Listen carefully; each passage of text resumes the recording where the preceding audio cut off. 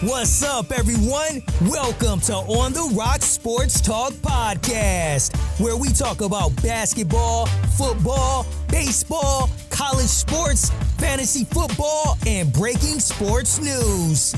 Now let's join your host, Sergeant Peeps.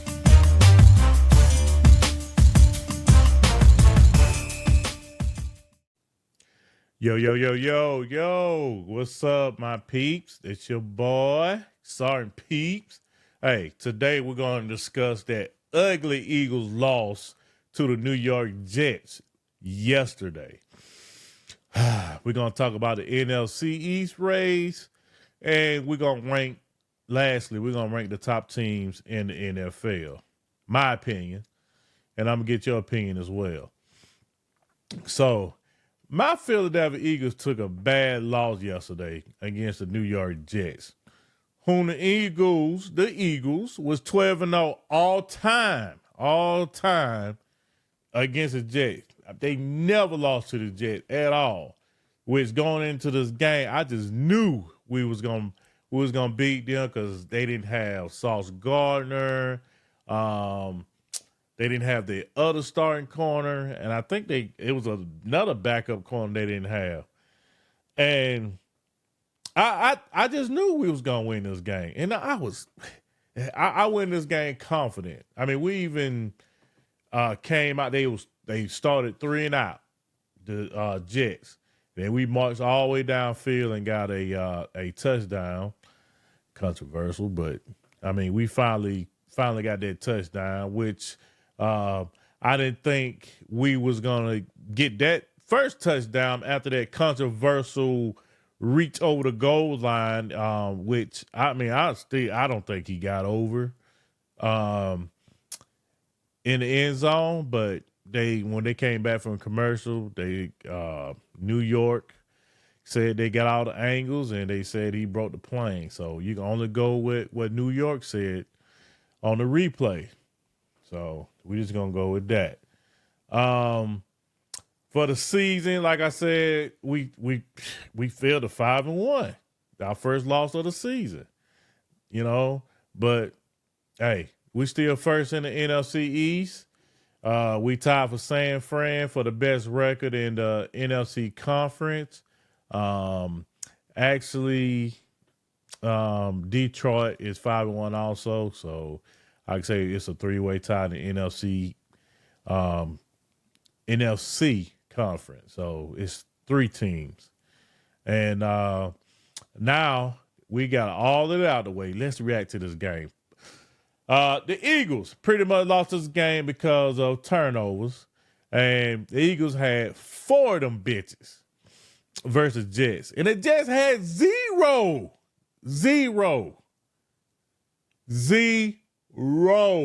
turnovers. Piss me off. Jalen Hurts had 3 interceptions. He had 3 of them. And his first one was a botched catch. It hit him and it bounced off Gradet's knee. And Quentin Williams, pretty much the defensive lineman got a interception. It was lucky. I think it was lucky. And after that interception, which slowed that drive down, when the Eagles got the ball back, oh boy. DeAndre Swift had a fumble, which was punched out perfectly. Like if you see the replay, you're gonna see it. By the other Quentin Williams brother. It was Quinn Williams, that's his name. The actual brother of Quentin Williams. So that hurt us too. And I'm gonna show you Jalen Hurts' second interception. He had a second interception, as you can see, right guard over there replacement. And they hit his arm while throwing, and the ball floated short. And that goes to show that was his second interception of the game, which was brutal because I think we were driving on that. And like I say, I'm thinking if Lane Johnson was in at right tackle, I don't think that would have happened. I think he probably would have got that throw off, and we could have kept moving the ball. So, but anyway, we had Jack Driscoll in there, who he pretty much had the most pressure, gave up on that offensive line in the absence of Lane Johnson, and he tied, giving up the most sacks. Which was one, but they had 5 sacks. That defensive line for the Jets had 5 sacks for the game, and the defensive line didn't do a good job in the second half on protect. The offensive line didn't have a good second half protecting Hurts in the pocket. But Jalen didn't help himself because he was kind of bailing out early, which tells me that he didn't trust that right side of the line. Hell, not even the left. He was bailing out early and sometimes rushing his throw, not getting to the receiver, throwing behind him. So throwing off his back foot, like on that last turnover he did. That pretty much was the straw. He was blitzing, and he fell back into coverage. And he just waited for Hurts to just throw the ball to him. And he picked the ball off. He picked it off. And that was Jalen Hurts' 3rd interception the other day. Let's go back to Hall. Hall said when the Jets interviewed him, and they asked him about the interception, he said, this is what he said. I don't know if it's true or not. But he said the Jets coaches told him, just fake blitz, go back into coverage. Jalen Hurts going to throw it right to you. Just catch the ball and run. That's what he said. So I don't know if he's saying we was predictable, the play calling, because Nick Sirianni said they asked him about it too, and he was like, they only ran that play a few times. It's not something you see a lot, so he's kind of downplaying it. But I hope we're not predictable having a new offensive coordinator in Brian Johnson. But I'm kind of skeptical of this play calling. It's for so far is doo-doo, and we need to do something about it. And let's go back to Jalen Hurts. That was his 7th interception of the season. That was his 7th. One more than he had all of last season, which he only had 6 last. All of last year, he had six total interceptions. And we only on game 6, y'all. Game 6, and he got 7. You need to do better. You need to do better at protecting the ball at all times. Because Jalen Hurts, that's pretty much what he's known for. He didn't turn the ball over, just like last year. And he only had 6. I think he had more the year before that. That was his first year starting. And pretty much, man, we the whole team got to do better. But especially the play calling and Jalen Hurts. And we just got to stay healthy, man, because that's another thing. We losing people. But after all that, we still had a chance to win this game.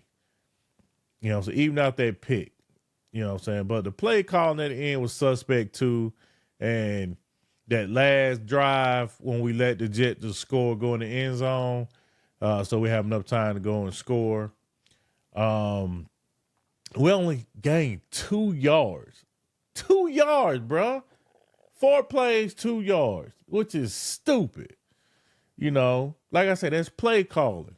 And also Jalen Hurts, taking them, like, I don't know, he just like he didn't want to do it. He just threw that 4th down play, he just threw it downfield and to Devontae Smith. I guess he supposed to went up and got it against those, I think it was 2 Jets defenders on him, which he didn't even get to jump because his ass was on the ground and the referees let him play. So, but that was just discouraged me.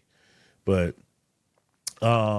And then after that last possession, we only got 2 yards. The Jets pretty much got into winning formation and ran the clock out. They got their first win against the Eagles, which is 1-12 now. Now, here's my take on the game. Like I say, I think it was like it was like a perfect storm for a loss, because the Eagles had 4 turnovers. They had under 100 yards rushing, and they had key drops by their wide receiver Devontae, and I think A.J. Brown had one route where he stopped running. That could have been a touchdown.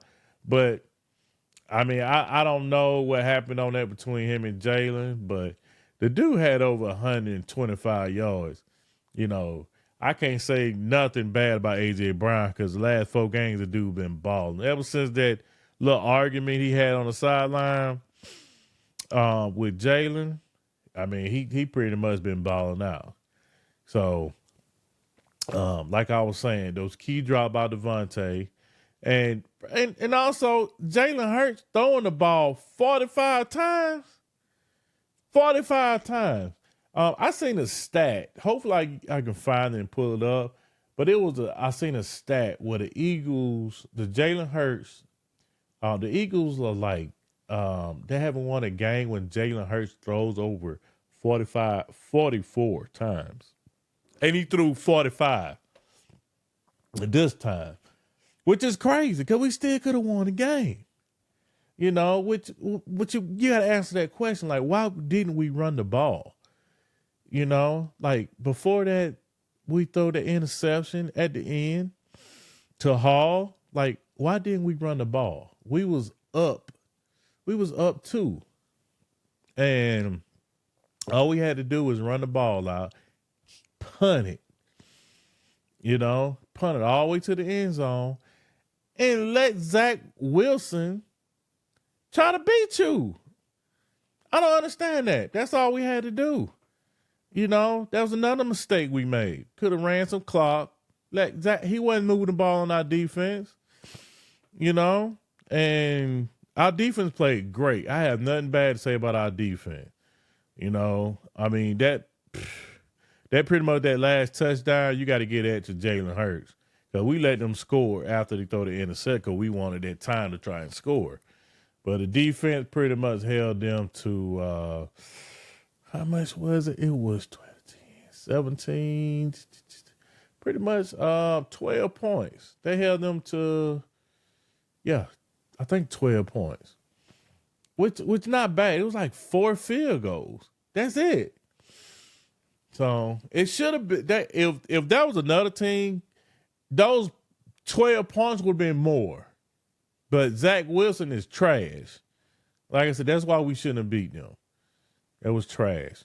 But anyway, let's go back to the perfect storm, what I was saying. And 45 times he threw, and then losing our right tackle, which is a problem too, because I think we was like we got a losing record when we don't have Lane Johnson in the lineup. Like seriously, the Eagles, when Lane Johnson not starting at right tackle or playing, the Eagles have a losing record. That's a fact. Hopefully I find that and post that too, but that's a fact too. So, because we lost in the first drive, that first drive going down the field, it's a high ankle sprain. So, but for what I found out today, which was good news, because that's what I was worried about.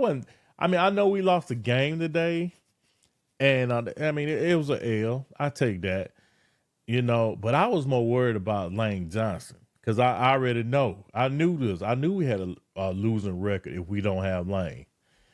And they said it wasn't serious. So I think he going to miss maybe 1 or 2 games. But you never know with Lane Johnson, because Lane Johnson, he pretty much, he's kind of like Jason Kelce, who broke the record for streaking, starting streak, the NFL games. I don't know who record he broke, but he broke a record against the Jets. And Lane Johnson, he pretty much a Iron Man himself. I mean, not starting in games, but I mean, he'll play through it because last year he played through like a hernia or something. Before he needed surgery. He was like, "Nah, I'm pretty much gonna play." And he's a hard ass. He played with bad ankles before. So this is a high sprain though, a high ankle sprain. So I don't know if he'll be able to play against the Dolphins on Sunday. But Driscoll, the backup, he pretty much gonna have all week. And Jeff Stoutland, he pretty much gonna work with him, and he gives him a chance to work with the other, with the right guard on that right side, to get Jalen comfortable. I don't know what Miami's defensive front looking like. I got to look at the tape, see what they got, but their offense is fire. Tyreek Hill, Jalen Waddle back. They fast. They got fast running backs. So, and we hurting right now. I know they hurting too. They lost Jalen Ramsey. He on IR, but he's not gonna be back for this game either. So, but I don't know what all they defense do. I don't know what their defense rank, but I'm gonna check it out on the All 22, and we're gonna talk about that too later on in the week. I'm doing another video on Dolphins against the Eagles. You can bet that. And another thing about this matchup with the Dolphins, they pretty much got the same defense. Vic Fangio, he is the defensive coordinator for the Dolphins. So. And Sean Desai, our defense coordinator, he pretty much is a disciple of Vic Fangio. He runs a similar style. It's kind of different. A lot of people, it's like 18. No, I think it's more like 13 teams that run the Vic Fangio style defense, but everybody got their own little versions of it. And these two teams, that's what they do. They run that Vic Fangio.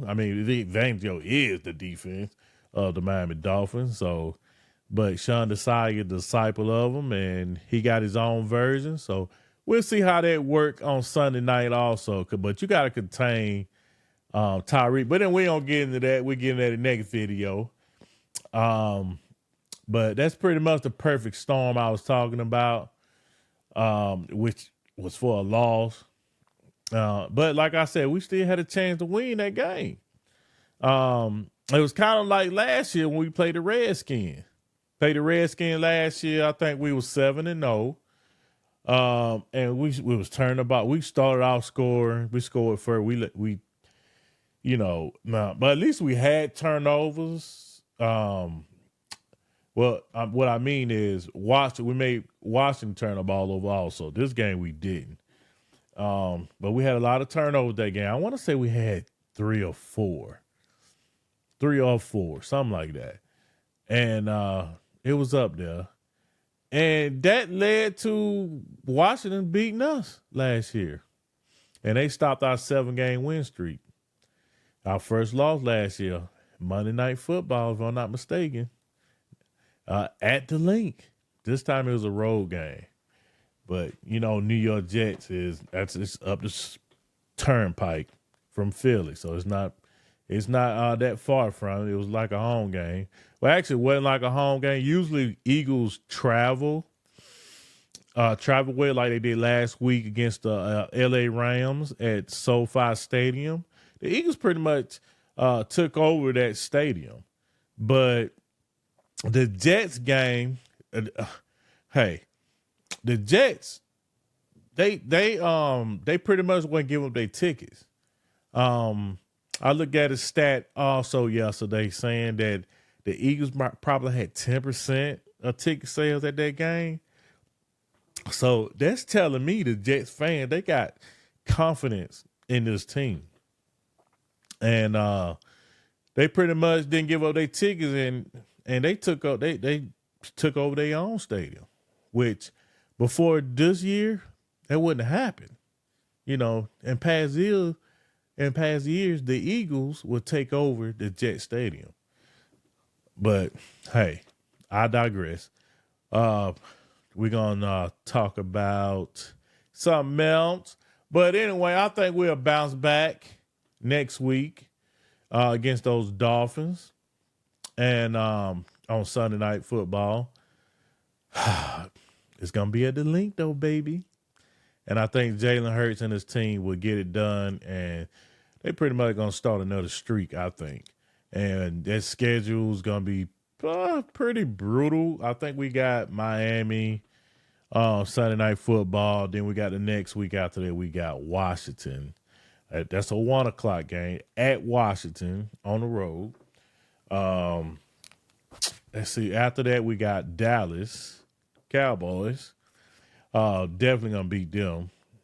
And then we go on a bye week, and then we're gonna start our gauntlet of a schedule. I'm gonna have to do a video on that schedule on the second after our bye week because that's brutal. And yeah. All right. Let's talk about the NFC East. The NFC East is pretty much, I think, is a 2-horse race between the Eagles and the Dallas Cowboys, who just won tonight, by the way. Boy, I tell you what, Herbert let me down today. Oh, man, that sucks. But anyway, we'll talk about that another time, too. But, and Dallas only 1 game behind us right now. They're 4-2. We're 5-1, but I don't look too much into that because Dallas just like last year, Dallas behind us 1 game last year. I don't look too much into that. And we always been sitting at the top. So, they just beat the Chargers by the skin of their teeth on Monday Night Football. And then you got Washington. Washington coming off the win also. They played Sunday against Atlanta Falcons. The Commanders are 3-3. I mean, I picked them to be last in this division. Boy, was I wrong. And last, but definitely the least, the sorry-ass Giants, who are 1-5. They should be 0-6, real talk. And I don't think they'll climb out of this hellhole. They real turmoil right now. We'll see if they turn it around. No team has won a division back to back since 2004. 2004. About 2004. But guess what? You know the last team that won back to back in 2004? I think we did it 4 years in a row from 2001 to 2004. The Eagles, baby. That's right. And like I said earlier, Cowboys 1 game back. And like last year, until we smacked their ass in the face last year in our first meeting, we took control of the division. And they're not a threat at all to the Eagles. But it would be interesting to see the battle for second place in our division when they probably going to battle Commanders. And the Cowboys are only 1 game back. Well, the Commanders are 1 game back of the Cowboys. So keep an eye out for that. Now let's talk about the top teams in the NFL that's 5-1. Got the 49ers, Detroit, Chiefs, Dolphins, and Eagles. Now I got the 49ers ranked number 1, the best team in the NFL. That's just me, my opinion. I think they got the whole package, defense, offense. I mean, even though they lost to P.J. Walker on Sunday, I still think they got the best team out there. I mean, hell, Kansas City lost. They lost to Detroit. Detroit lost to Atlanta. I mean, it happens. Like I say, the perfect storm. Not going to go undefeated. Damn. And let's see. Then I got the Eagles 2, Chiefs 3, Dolphins 4, then the Lions. Let me know in the comments which 5-1 teams that what you rank on 1 through 5. But like I say, I got 49ers, Eagles, Chiefs, Dolphins, Detroit. That's pretty much what I got. I mean, don't get mad at what I pick. I mean, that's just what I think. You can say I'm biased because I picked us number 2. I just think, we just had a bad loss. But I still think we that good. And I think it's going to be a 2-horse race in the NFC between us and San Fran. And that game on December the 3rd, I think is what it is, when we play them, that's going to be a battle for the number 1 seed. There's only one number 1 seed. And that number 1 seed only going to have to play, I think, 3 games. You only got to win 3 games in the playoffs. You got the conference championship, then you got the NFC championship, and then you got the Super Bowl. And I mean, who would want to only play 3 games? I mean, that's how we went to the Super Bowl the last two times we went to the Super Bowl, we was the number 1 seed. And the first time we had caught Nick Foles, and we went all the way to the Super Bowl and won it. Second time we had Jalen Hurts, we had number 1 seed, which was, I think we was only a game ahead of the 49ers last year. It was us and the 49ers again. And I think it's going to be the same this year. 49ers pretty good. But I need to check on the 49ers because they had some injury this last game also. I'm going to have to check on them too, which I hope they don't have injuries because I want them healthy because I think they really want to beat us. So, but anyway, thank y'all for listening and watching on the Rocks Sports Talk. And remember to like this video and subscribe. We'll holla.